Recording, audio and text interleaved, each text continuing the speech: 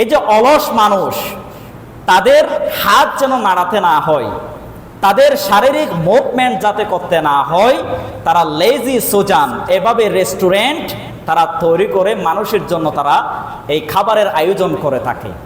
এই সিস্টেমটা হচ্ছে একটা টেবিল থাকবে, একটা যান্ত্রিক যান্ত্রিক পদ্ধতিতে ঘূর্ণয়মান থাকবে, ওইখানে সমস্ত ফল ফ্রুটস, খাবার, গোশত, মাংস যা কিছু তারা খায় সব কিছু একটা টেবিলের মধ্যে থাকবে।